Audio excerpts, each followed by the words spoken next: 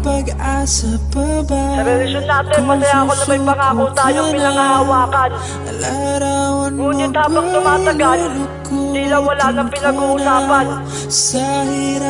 Pero sana hindi maging dahilan ng pagsuko para mawasak ang pangako at tuluyang mapako. Yeah.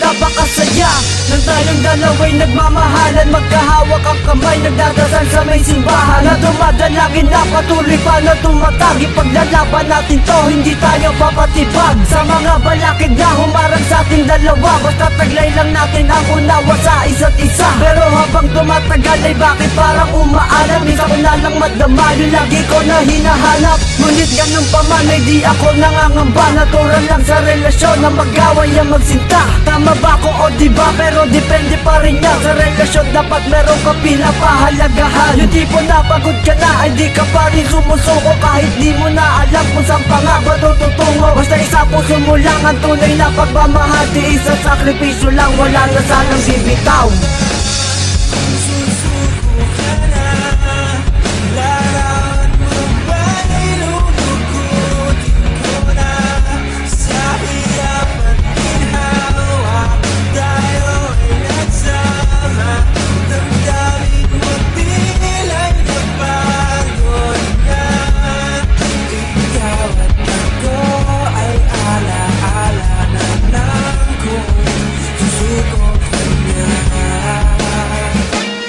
Sumasabay yata sa panahon ng aking mga mata. Habang umiiyak, tinatanong na bakit ngayon pa. Kung kailan mahal kita, kung kailan mahalaga. Ang mga lambingan natin, tila nami-miss ko na. Lalo na yung mga yakap mo sa'kin at mga harutan natin dalawa. Na kapag sinabihan mo ko naman bakit ay ikaw naman malaki ang mata. At para ka zombie pag sumisima ko sa kadahilan ay tinapakan na. Tapos natawa ko at lalapit sa'yo, bigla ko sasabihin wag na. Huwag na kumagaling sa aking asawa ko, ikaw naman ang nangangasar. Pero balik ulit tayo sa tema, ikaw naman ang dadalhin sa altar. Yung kakantahan ko na tanging ikaw at pangako sa'yo na di mapabati. Alam niyo na durugtong sa ating dalawa na sa'yo ko ipapabati. Nang dumating ka ay wala nang hindi, di niya pagkakataon kaya B.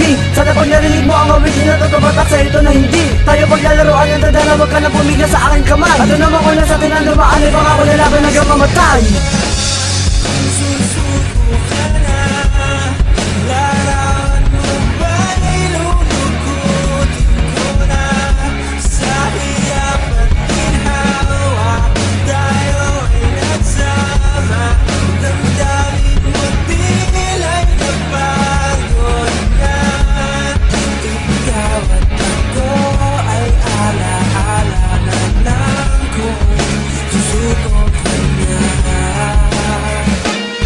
Sana kung gaano kasaya nung una tayong nagkilala ay ganun din ang wakas hanggang sa tayo'y tumanda na. Patuloy natin patatagin nung sinagot mo ko ng taong 2014, December 24 yun. Panahon yun nung niligtas mo ko sa pagkalubog. Ginising mo ang puso ko na ilang siglo ng tulog. Kaya ito ang pagkakataon nung pagsabihin ko ngayon, Floribel pa'y malambutin ang pagsuko'y di rason.